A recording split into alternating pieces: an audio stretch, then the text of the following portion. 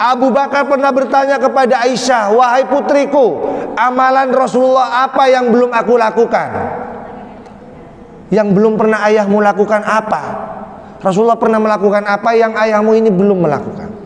Aisyah mengatakan, Rasulullah itu selama hidupnya rutin menyuapi seorang pengemis tua di pasar Madinah. Dia seorang Yahudi, pengemis tua Yahudi ya, di pasar Madinah itu ternyata rutin disuapi oleh Rasulullah.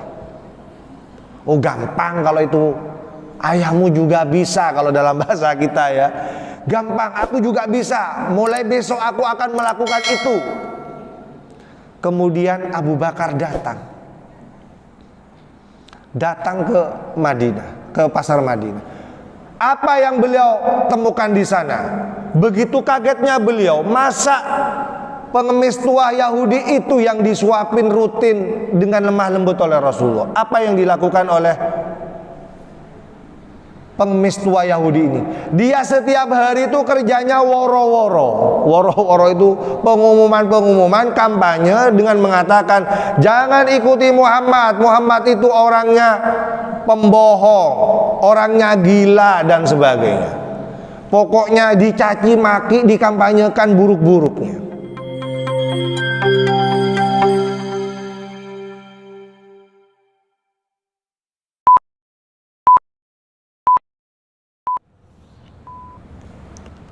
Bismillahirrahmanirrahim. Assalamualaikum warahmatullahi wabarakatuh.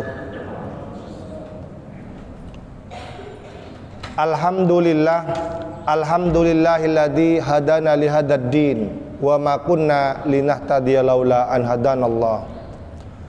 Asyhadu an la ilaha illallah wa asyhadu anna Muhammadan abduhu wa rasuluh. Amma ba'd. Qala Allah Ta'ala fil Qur'anil Karim, a'udzu billahi minasyaitonir rajim. Wa innaka la'ala khuluqin 'adzim. Wa qala ta'ala fi ayatin ukhra, laqad kana lakum fi Rasulillahi uswatun hasanah liman kana yarjullaha wal yawmal akhirah wa dzakarallaha katsira. Jamaah salat subuh yang dimuliakan Allah, puji syukur marilah kita panjatkan kehadiran Allah Subhanahu wa taala, karena hingga pagi hari ini kita bisa memulai kehidupan kita dengan sujud, ruku dan zikir kepada Allah Subhanahu wa taala. Kita yang istiqomah hingga pagi ini menjalankan ibadah salat subuh secara berjamaah, berharap semoga apa yang kita laksanakan pada pagi hari ini bisa mewarnai kehidupan kita dengan berbagai kebaikan-kebaikan. Salawat serta salam marilah kita juga sampaikan kepada junjungan kita Nabi Muhammad SAW, kepada sahabatnya, keluarganya dan juga kepada umatnya yang tetap setia memegang teguh ajarannya hingga akhir zaman nanti. Jamaah salat subuh yang dimuliakan Allah, kita masih berada dalam suasana bulan Rabiul Awal, bulan yang dikenal sebagai bulan di mana dilahirkannya Rasulullah Muhammad SAW. Memang terjadi perbedaan dari para ahli sejarah, ahli tarikh tentang tanggal dilahirkannya Rasulullah. Rasulullah tidak menyebut tanggal, tapi beliau ketika ditanya kenapa harus atau dianjurkan berpuasa hari Senin, beliau mengatakan dzaka yaumun wulidtu, aku itu dilahirkan pada hari itu. Jadi yang disebutkan itu adalah harinya Senin, tapi beliau tidak menyebutkan tanggal dilahirkannya beliau itu, sehingga terjadi perbedaan. Fihi kalam, terjadi perbedaan di antara para ulama. Memang kita harus akui yang paling populer itu berpendapat dilahirkan pada 12 Rabiul Awal. Itu yang populer, sebagaimana yang ditulis oleh Ibnu Ishaq dan Ibnu Hisham. Itu sangat populer. Tapi kita juga harus tahu ada banyak penulis lain yang juga mengatakan beliau juga dilahirkan, ada yang mengatakan tanggal 8 Rabiul Awal. Misalnya pendapatnya Imam Al-Humaidi dan Ibnu Hazm. Bahkan Al-Mubarak itu juga menyebutkannya bahwa beliau itu lahir pada tanggal 9 Rabiul Awal. Jadi banyak pendapat-pendapat yang mengatakan tentang tanggal lahirnya beliau itu. Jamaah sholat subuh yang dimuliakan Allah, kita tidak perlu memperdebatkan panjang lebar tentang itu, tetapi kita yang paling penting adalah bisa menangkap substansi atau spirit dari bulan Rabiul Awal itu. Jamaah yang berbahagia, ekspresi umat Islam ketika masuk bulan Rabiul Awal itu pada umumnya memperingati kelahiran Nabi itu, sehingga muncul istilah Maulid Nabi. Kalau berbicara cinta kepada Nabi, ini sesuatu yang substansi. Memang ini adalah harapan kita semua bisa mencintai Rasulullah. Sebagaimana disebutkan dalam sebuah hadis, Thalathun wajada bihinna halawatal iman. Ada 3 golongan yang akan mendapatkan manisnya iman itu. Salah satunya adalah ayyakunallahu wa rasuluhu ahabba ilaihi mimma siwahuma. Manakala dia bisa menjadikan Allah dan Rasulnya itu ahabba ilaihi, lebih dicintai mimma siwahuma, dari selain keduanya. Hadis ini memberikan petunjuk kepada kita, seseorang itu baru akan mendapatkan manisnya iman itu kalau dia mampu memposisikan cintanya kepada Allah dan Rasulnya itu di atas cinta-cinta yang lain. Nah, ini sesuatu yang substansi. Artinya semua kita tidak perlu berbeda pendapat dalam masalah ini. Kenapa? Karena memang kita semua ini sangat cinta, sayang kepada Rasulullah. Buktinya hingga hari ini kita masih berpegang teguh dengan ajaran beliau itu. Pada hari ini kita masih berusaha bagaimana caranya meneladani kehidupan beliau itu dalam semua aspek kehidupannya. Nah, kalau berbicara maulid, di sini kita berbeda pendapat. Karena ini fikih. Bagaimana mengekspresikan kecintaannya kepada Nabi? Ada yang mengekspresikannya dengan memperingati maulid, ada yang tidak. Itu fikih. Kalau fikih memang kita harus siap berbeda pendapat. Ada banyak pendapat di situ. Tetapi sekali lagi, menurut saya yang paling penting itu adalah bagaimana kita menangkap substansinya saja. Karena di sini kita semuanya sama-sama mencintai Rasulullah, sama-sama ingin meneladani kehidupan beliau itu. Jamaah sholat subuh yang berbahagia, kenapa hingga hari ini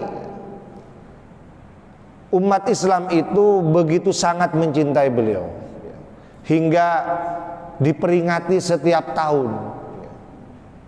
Setiap tahun kita rutin memperingati. Kenapa itu? Memang dalam sejarah beliau itu adalah salah satu tokoh yang paling dicintai oleh masyarakatnya, oleh umatnya, apalagi oleh sahabat dan keluarganya. Kita boleh bertanya, siapa sih tokoh di dunia ini yang sampai sebegitunya sangat dicintai oleh pengikutnya itu, sampai diperingati jutaan pengikutnya hingga hari ini? Coba perhatikan di masyarakat kita, di lingkungan kita sendiri, berapa kali kita diundang maulid Nabi itu? Saya kalau jujur mengatakan, saya mungkin sudah ada 6 kali saya diundang acara maulid itu. Ya, terakhir kemarin itu saya diminta mengisi di Min 2, ya, paguyuban wali di Min 2 itu. Jamaah sholat subuh yang berbahagia, di dalam sejarah beliau memang sangat dicintai.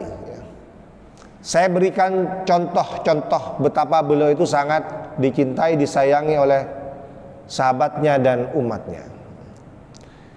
Kita ingat peristiwa perang Uhud, perang di mana banyak sekali para sahabat itu yang gugur, yang syahid pada waktu itu. Ada seorang perempuan, sahabat perempuan maksud saya, itu harus kehilangan bapaknya, suaminya dan anak-anaknya dalam perang Uhud. Coba kita bayangkan ya, kalau itu terjadi pada keluarga kita, terdengar kabar duka dari medan Uhud, bapaknya, suaminya, anaknya semuanya gugur syahid di medan perang. Ungkapan apa yang akan disampaikan oleh kita kalau mendengar kabar itu? Sahabat perempuan ini seperti orang beriman pada umumnya, dia akan mengatakan innalillahi wa inna ilaihi raji'un. Sesungguhnya kami ini bagi Allah dan semuanya akan kembali kepada Allah. Tetapi apa yang terungkap setelah itu? Dia justru bertanya bagaimana dengan kondisi Rasulullah itu. Dia menggambarkan, dia khawatir apa yang dialami oleh suaminya dan putra-putranya itu juga dialami oleh Rasulullah. Kemudian dia bertanya, gimana dengan kondisi Rasulullah hari ini, saat ini? Untuk meyakinkan dirinya bahwa Rasulullah itu dalam kondisi yang masih baik, sehat, selamat, beliau minta bertemu langsung, ingin menyaksikan langsung. Dan kemudian ketika bertemu, beliau mengatakan, musibah sebesar apapun, duka yang begitu mendalam, semuanya menjadi sirna ketika aku menyaksikan engkau dalam kondisi sehat ya Rasulullah. Jamaah yang berbahagia, cerita ini sangat populer dan banyak diceritakan oleh mereka-mereka yang sangat cinta kepada Rasulullah. Ini cerita pertama. Kemudian cerita yang kedua, kita ingat bagaimana Abu Bakar. Abu Bakar itu siapa Bapak sekalian? Abu Bakar itu siapa? Abu Bakar itu sahabat sekaligus beliau itu adalah mertua dari Kanjeng Nabi. Ketika di awal-awal mendakwahkan Islam, Islam masih sangat lemah, masih minoritas, ada banyak tantangan, mulai dari ancaman, penganiayaan itu terjadi di mana-mana. Tapi sahabat juga ingin berkontribusi untuk mendakwahkan Islam, tidak ingin membiarkan hanya Rasulullah saja yang menyampaikan. Itu juga dilakukan oleh Abu Bakar. Diceritakan dalam sebuah riwayat, beliau itu juga menyampaikan risalah Islam itu, mengajak orang bersyahadat di Masjidil Haram. Sampai kemudian musibah menerpa beliau, beliau dianiaya, ya. Hingga kemudian diceritakan dalam riwayat itu beliau hingga pingsan dan dibawa oleh Bani Taim ke rumahnya. Singkat cerita, ketika di rumahnya beliau mulai sadar atau siuman dari pingsannya, apa yang diungkapkan pertama kali oleh beliau? Kalau kita pingsan, ya, setelah sadar apa yang biasanya kita ingat, yang bisa kita ungkapkan? Kalau misalnya tiba-tiba ada di RSUD misalnya, ya, pasti kita selalu mengatakan, kita akan mengatakan, di mana saya?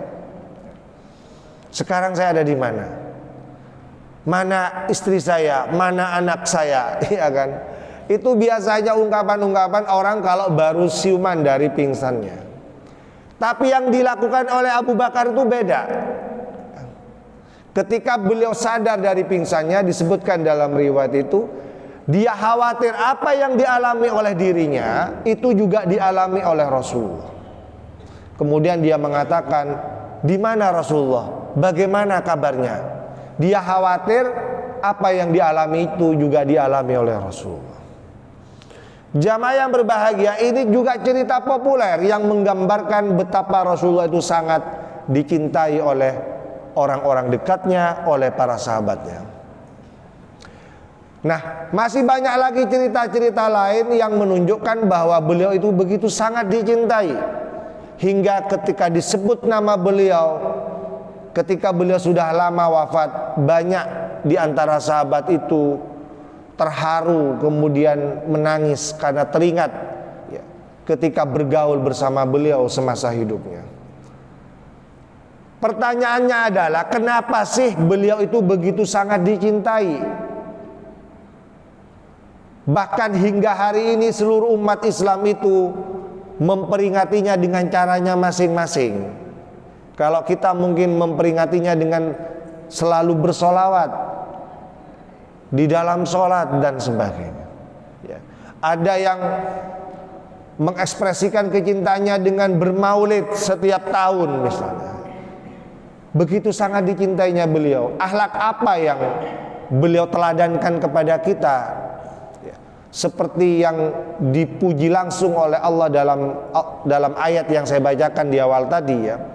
Allah berfirman, a'udzubillahi minasyaitonirrajim, wa innaka la'ala hulukin adzim, dan sungguh kamu ya Muhammad la'ala hulukin adzim, benar-benar memiliki akhlak yang sangat agung, akhlak yang mungkin sulit ditiru, tiada bandingnya. Kita akan buktikan beliau meneladankan apa saja, sifat apa saja yang ada pada beliau, sehingga beliau layak untuk dicintai hingga zaman ini.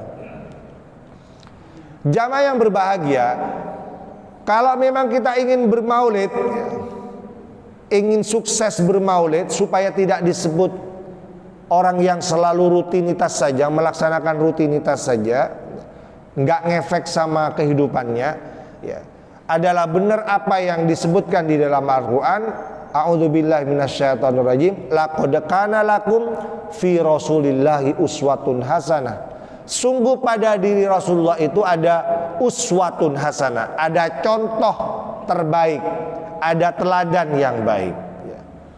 Jadi kalau menurut saya, bukan hanya peringatan terus setiap tahun.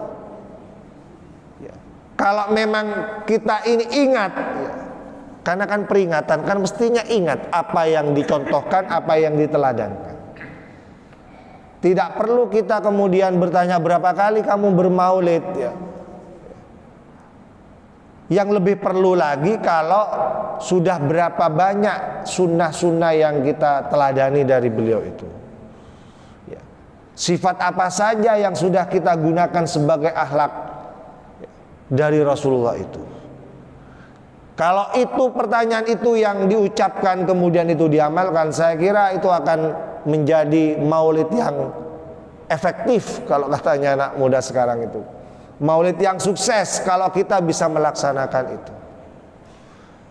Jamaah sholat subuh yang berbahagia, kita ambil 3 saja, nggak usah banyak-banyak ya. Kenapa beliau itu begitu sangat dicintai? Karena waktunya terbatas, 3 saja kita ingatkan, karena ini adalah peringatan setiap tahun. Kita coba ingatkan, barangkali kita lupa bahwa Rasulullah itu punya sifat itu, dan kita kalau ingin dicintai, disayangi sebagaimana Rasulullah disayangi dan dicintai, sangat perlu mengingat dan mengamalkan ini. Yang pertama, beliau itu dikenal sebagai orang yang paling perhatian, memberikan perhatian yang sangat tulus kepada orang lain. Sangat tulus perhatiannya, tidak menunggu ada perlunya baru perhatian. Bagaimana dengan kita? Kadang-kadang kalau kita boleh jujur, kita kadang-kadang memperhatikan orang lain atau memberikan perhatian kepada orang lain itu kan kadang kalau ada maunya, kalau ada perlunya saja dia kerap datang gitu kan. Apalagi sekarang ya, sebentar lagi kita akan menghadapi pemilu, ya kan. Sekarang ini banyak orang akan menyampaikan atau memberikan perhatian sama kita. Kalau banyak orang memberikan perhatian kepada kita, itu tanda-tanda sudah dekat pemilu itu.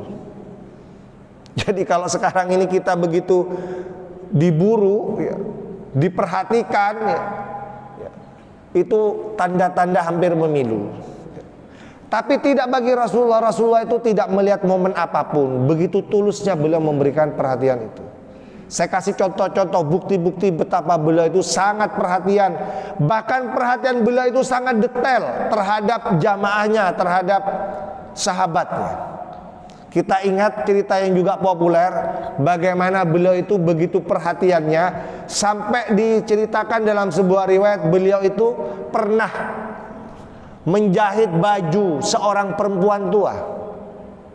Beliau juga pernah memperbaiki sandal seorang sahabat. Coba, seorang pemimpin sebegitu perhatiannya dengan hal-hal yang seperti itu. Ada enggak pemimpin di sini? Ya. Atau misalnya, mohon maaf ya, kita yang diberi amanah takmir, misalnya pengurus takmir, pernah tidak kita sebegitu perhatiannya sampai memperhatikan yang kecil-kecil seperti itu? Saya kira belum ada, atau mungkin sudah pernah ada yang melakukan itu. Ya. Begitu perhatiannya melihat ada 1-2 jamaah misalnya, kemudian kita bantu untuk memperbaiki bajunya, ya, menata sandalnya misalnya, ya kan? Itu pernah dilakukan oleh Rasulullah, ya. Dan kita bisa memahami begitu detailnya beliau itu memperhatikan setiap umatnya, sahabatnya itu. Ya. Tanya sekarang kepada pemimpin-pemimpin kita, termasuk kita sendiri yang diberi amanah mengurus atau memimpin, apakah kita pernah melakukan itu? Luar biasa kalau ada ketua takmir sampai memperhatikan sandal jamaahnya misalnya, ya. Jamaah yang berbahagia. Kemudian yang kedua, cerita ini juga populer. Seorang sahabat bernama Jabir bin Abdullah Al-Bajali, ya. Ya. Beliau ini pernah terlambat hadir acara majelis Rasulullah, ya. Jadi acara majelis atau acara pengajian seperti ini biasa beliau lakukan. Ada seorang sahabat itu terlambat. Konsekuensinya kalau terlambat biasanya seperti kita pernah mengalami mungkin, tidak dapat tempat. Seandainya dapat tempat, tidak ada alasnya. Seperti kemarin itu di Nur Muhammad itu, ya. Dengar kabar ada calon yang mau datang ke sana, banyak orang yang datang, ya. Padahal beliau cuma mau mampir untuk sholat Jumat. Jam 11 biasanya masih kosong. Itu jam 11 sudah penuh, Bapak sekalian. Sudah penuh. Konsekuensinya kalau terlambat ya dapat di halaman itu sudah dipakai terop di sana. Ini pernah disaksikan oleh Rasulullah. Ada seorang sahabat bernama Jabir Al-Jabali, ya, mengalami keterlambatan sehingga dia tidak dapat alas yang layak sama seperti jamaah yang lain. Rasulullah menyaksikan itu. Apa yang dilakukan oleh Rasulullah? Rasulullah kemudian membuka ridanya itu, selendangnya itu, ya, membuka sorbannya itu, ya. Kemudian dilipat, dirapikan dan diberikan kepadanya. Wahai sahabatku, ini pakai. Karena kamu terlambat, kamu tidak dapat alas, ini dipakai. Jamaah yang berbahagia, begitu sangat agungnya akhlak Rasulullah itu. Sampai sebegitu perhatiannya. Hanya ada satu sahabat yang diperhatikan oleh beliau, khawatir tidak dapat tempat duduk yang baik, sampai rida kesayangannya yang bersih, yang harum itu diberikan untuk dijadikan alas. Begitu terharunya sahabat ini, "Ya Rasulullah, begitu akhlakmu sangat agung, sampai seperti ini perhatianmu kepada kami," kata. Jamaah yang berbahagia, kalau ada yang pemimpin sekarang seperti itu, sebegitu perhatiannya memperhatikan hal-hal yang kecil seperti itu, sangat luar biasa ya. Apalagi hal-hal yang besar pasti sangat diperhatikan, yang kecil aja diperhatikan. Coba kalau ada di antara kita ya, kalau misalnya kita mengisi acara, ada peserta yang terlambat, tidak dapat alas, maukah kita memberikan sarungnya? Bapak mau ngasih sarungnya? Bapak kalau nggak pakai celana jangan dikasih sarungnya, ya kan? Seperti saya misalnya, mau tidak memberikan sarung saya? Iya kalau saya pakai celana, kalau enggak gimana? Itu ya. Luar biasa sekali ya.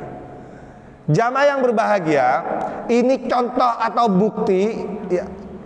Dan ini populer diceritakan ya, betapa Rasulullah itu begitu sangat perhatiannya, bahkan terhadap hal-hal yang sifatnya kecil beliau perhatikan ya. Dan ini juga diwariskan kepada sahabatnya ya. Pernahkah kita mendengar ada sahabat pengganti beliau itu ya, Umar atau Abu Bakar? Umar kalau nggak salah ya, semoga saya tidak keliru, coba dicek. Umar itu dari sangat perhatiannya sama melakukan hal yang sama seperti Rasulullah. Dia sendiri yang memikul beras untuk mengantarkan kepada orang yang membutuhkan itu. Bukan nyuruh gubernurnya, bukan menyuruh bupatinya, bukan menyuruh camatnya, kepala desanya, RW-nya, bukan. Dia sendiri memikul beras itu dan mengantarkannya kepada rakyatnya yang membutuhkan. Coba, begitu sangat perhatiannya beliau itu ya, persis sama seperti apa yang diteladankan oleh Rasulullah. Ini masalah kecil, apalagi yang besar pasti sangat diperhatikan. Coba kalau kita punya pemimpin-pemimpin yang seperti ini. Ini yang pertama. Kemudian yang kedua, singkat ya. Yang kedua, beliau itu sangat menghargai orang lain. Sangat menghargai orang lain. Dan tidak mau cari-cari kesempatan supaya dihargai oleh orang lain. Kalau kita kan sebaliknya, pengen dihargai, seneng kalau dihargai, dipuja-puji oleh orang lain. Beliau tidak, sebaliknya, beliau justru senang menghargai orang lain. Saya contohkan lagi. Mungkin ini juga sering kita dengar ya. Di lingkungan keluarganya saja ya, bagaimana beliau itu sangat menghargai ya, prestasi seorang istri ya. Kalau saya sebut prestasi saja, lebih keren ya. Istrinya yang bernama Aisyah itu ya, itu diberikan penghargaan khusus. Seorang istri yang begitu sangat mencintainya, menyayanginya, melayaninya 24 jam ya. Diberikan penghargaan dengan salah satu sebutannya yang sangat romantis. Beliau dipanggil dengan Humaira. Wahai Humaira. Humaira itu artinya apa Bapak sekalian? Humaira itu artinya apa? Wahai pipi, wahai yang punya pipi kemerah-merahan. Pernahkah kita sekali-kali memanggil istri kita dengan sebutan yang romantis itu? Wahai sayangku misalnya. Pernah tidak? Coba, Rasulullah pernah menyebut itu, dan itu sangat populer. Siapa yang tidak tahu bahwa beliau pernah memberikan penghargaan, menyebut istrinya itu dengan panggilan yang sangat romantis itu. Wahai Humaira. Ini sesuatu yang kecil Bapak sekalian, tapi ini efeknya luar biasa. Dengan sesuatu yang kecil ini kita bisa menghargai orang lain sesuai prestasinya ya. Ini bisa membantu kita untuk mewujudkan kehidupan keluarga yang sakinah, mawaddah warahmah. Saya yakin kalau ditanyakan kepada istri-istri kita, pasti senang kalau dipanggil dengan sebutan itu. Cuman malu, yang mau minta kepada kita itu malu. Nggak mungkin bilang, cobalah ya sekali-kali saya dipanggil mama gitu ya, dipanggil sayang gitu, malu. Coba kalau itu inisiatifnya datang dari diri kita sendiri, ya sekali-kali gitu kan, walaupun misalnya tidak bisa tiap hari, panggil itu dengan sebutan yang romantis. Saya yakin sikapnya akan berubah. Walaupun kecil, saya yakin sikapnya akan berubah. Jamaah yang berbahagia ini. Kemudian Rasulullah juga pernah memberikan penghargaan kepada sahabat Abu Bakar dengan menyebutnya As-Siddiq, ya. Siddiq itu kalau diterjemahkan dalam bahasa kita itu adalah orang yang gimana Pak? Yang membenarkan. Siddiq itu percaya, jujur ya, percaya. Beliau menjadi orang kepercayaan ya. Kalau kita baca juga sejarah, beliau ini adalah salah satu sahabat yang dalam suka dan duka selalu bersama Rasulullah. Rasulullah sangat percaya, teman terbaiknya salah satunya adalah Abu Bakar As-Siddiq. Beliau selalu melekat kemana-mana, selalu bersama beliau itu. Sehingga beliau menyebutnya sebagai Abu Bakar As-Siddiq. Penghargaan itu diberikan sesuai dengan prestasinya. Beliau juga menyebut sahabat Utsman bin Affan dengan sebutan Dzunnurain. Apa artinya? Dzunnurain artinya apa Bapak sekalian? Nur itu artinya apa? Cahaya. Zu itu artinya yang mempunyai. Wahai yang memiliki dua cahaya, Nurain. Ya. Kenapa Utsman bin Affan itu disebut sebagai sahabat yang punya dua cahaya? Karena beliau itu mempersunting dua putri beliau. Yang pertama adalah Ruqayyah, yang kedua adalah siapa? Ummu Kulsum. Ya. Coba dibaca dalam sejarah itu. Ruqayyah itu putri beliau ya, dari hasil perkawinannya dengan Siti Khadijah. Kemudian beliau wafat, kemudian berganti dengan putri berikutnya yang namanya Ummu Kulsum. Wahai yang memiliki dua cahaya, karena beliau mempersunting dua putri kesayangan beliau bernama Ruqayyah dan Ummu Kulsum.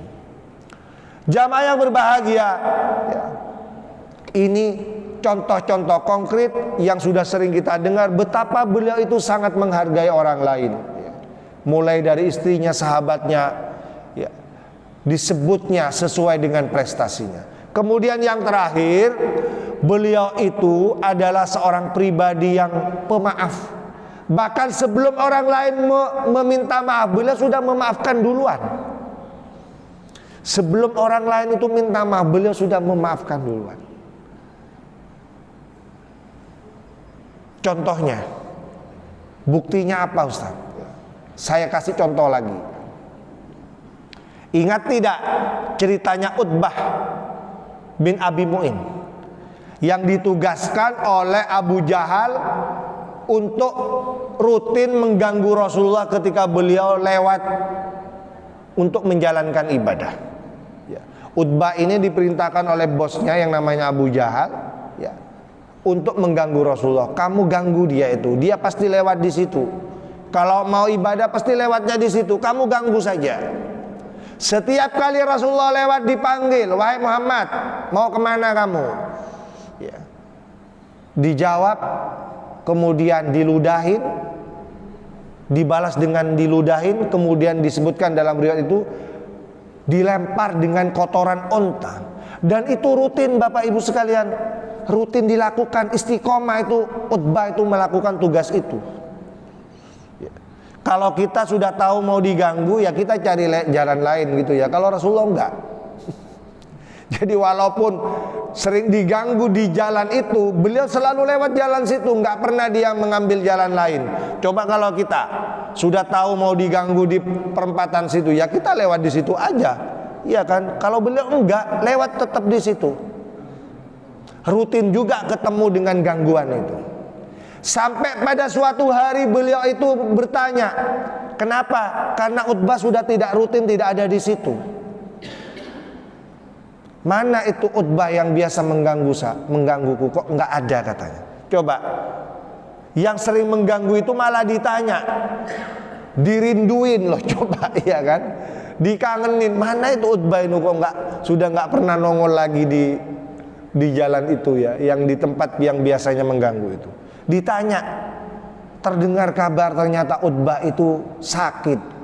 Jadi yang menjadikan dia berhenti ya, absen, tidak mengganggu itu sakit ternyata Utbah itu. Pertanyaannya adalah, siapa orang pertama kali yang menjenguk Utbah ketika beliau itu sakit? Apakah bosnya yang memerintahkannya untuk mengganggu? Tidak. Justru adalah Rasulullah Muhammad SAW adalah orang pertama kali yang menjenguknya dengan membawa oleh-oleh dari rumahnya, membeli oleh-oleh dari pasar Madinah, dibawa ke rumahnya. Betapa kaget sekaligus terharu Utbah itu. Wahai Muhammad, begitu agungnya akhlakmu itu. Bosku itu yang memerintahkan aku ini untuk mengganggumu saja sampai hari ini belum menjenguk. Kamu pertama kali menjenguk. Kalau itu terjadi pada kita, saya tanya sekarang jujur kepada kita ya. Kalau misalnya bapak sekalian sering diganggu oleh tetangganya, nggak tahu gimana cara mengganggunya, sering diomongin misalnya, sering diganggu, diusilin, terus kemudian terdengar kabar dia sakit di RSUD, bapak mau menjenguknya pertama kali? Coba sekarang tanyakan pada diri kita sendiri, mau tidak kita menjenguk orang yang sering mengganggu kita, terdengar kabar dia sakit terbaring di RSUD? Ayo, kalau kita ingin bermaulid yang benar, kita bisa nggak meniru, meneladani pribadi Rasulullah yang sangat pemaaf ini? Justru kadang-kadang yang keluar sombongnya, apa ungkapannya? Dulat lah sake, apa tak nolai kan? Sering kan seperti itu kan? Iya, sering kita mendengar itu ungkapan yang seperti itu, iya kan? Dulat, iya kan? Dinama ambu, tak goreng kan gitu kan? Rasulullah tidak seperti itu. Ini juga populer Bapak Ibu sekalian. Kemudian Abu Bakar pernah bertanya kepada Aisyah, wahai putriku, amalan Rasulullah apa yang belum aku lakukan? Yang belum pernah ayahmu lakukan apa? Rasulullah pernah melakukan apa yang ayahmu ini belum melakukan? Aisyah mengatakan, Rasulullah itu selama hidupnya rutin menyuapi seorang pengemis tua di pasar Madinah. Dia seorang Yahudi, pengemis tua Yahudi ya, di pasar Madinah itu ternyata rutin disuapi oleh Rasulullah. Oh, gampang kalau itu, ayahmu juga bisa, kalau dalam bahasa kita ya, gampang, aku juga bisa, mulai besok aku akan melakukan itu. Kemudian Abu Bakar datang ke Madinah, ke pasar Madinah. Apa yang beliau temukan di sana? Begitu kagetnya beliau, masa pengemis tua Yahudi itu yang disuapin rutin dengan lemah lembut oleh Rasulullah? Apa yang dilakukan oleh pengemis tua Yahudi ini? Dia setiap hari itu kerjanya woro-woro. Woro-woro itu pengumuman kampanye dengan mengatakan, jangan ikuti Muhammad. Muhammad itu orangnya pembohong, orangnya gila dan sebagainya. Pokoknya dicaci maki, dikampanyekan buruk-buruknya. Betapa kesalnya Abu Bakar sebagai sahabatnya. Kok orang seperti ini yang diperlakukan sangat baik oleh Rasulullah? Kalau itu terjadi pada kita, jadi enggak kita meneladani Rasulullah nyuapin juga? Pasti enggak. Oh, kesel kan? Ngapain saya mau nyuapin orang yang kayak gini kan gitu ya? Tapi karena itu sudah dicontohkan oleh Rasulullah, walaupun tidak persis sama perlakuannya, ya disuapin. Tapi ketika disuapin, ya mungkin masih kesel mungkin ya, jadi nyuapinya mungkin setaki gitu ya kan, itu kan. Kemudian sang pengemis itu marah, siapa kamu? Gitu kan kalau dalam bahasa kita. Aku ini orang yang biasa menyuapi kamu. Bukan, yang biasa menyuapiku itu lemah lembut, baik sekali, pelan-pelan. kamu itu kok kasar sekali katanya. Gimana nggak kasar? Ya kan, kalau sudah tahu dia woro-woro setiap hari mencaci maki Rasulullah itu, ya kan. Kemudian Abu Bakar As-Siddiq itu jujur mengakui sesuai namanya, iya, aku ini memang bukan orang yang biasa menyuapi kamu, tapi aku ini adalah sahabat terbaiknya. Apa kata pengemis itu? Berarti kamu tahu di mana dia sekarang? Sudah lama dia tidak menyuapiku. Ya tahulah, wong aku sahabat terbaiknya katanya. Kemana dia? Kemudian dia mengatakan, kamu tahu tidak? Orang yang selalu menyuapi kamu itu adalah orang yang kamu caci maki setiap hari. Dia adalah Muhammad Rasulullah SAW. Coba. Gara-gara inilah kemudian pengemis buta Yahudi ini kemudian terharu menangis dan masuk Islam karena begitu agungnya akhlak Rasulullah itu. Jamaah yang berbahagia, inilah sosok Rasulullah yang kita peringati setiap tahun itu. Beliau begitu sangat disayangi karena beliau sangat mudah memaafkan orang lain. Jamaah yang berbahagia, waktunya sudah habis ya. Banyak riwayat lain yang menunjukkan bahwa beliau itu adalah pribadi yang sangat pemaaf, mudah memaafkan ya.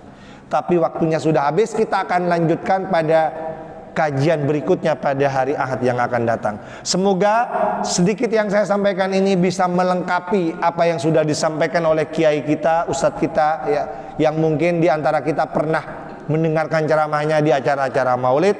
Marilah kita tutup dengan doa kafaratul majelis. Assalamualaikum warahmatullahi wabarakatuh.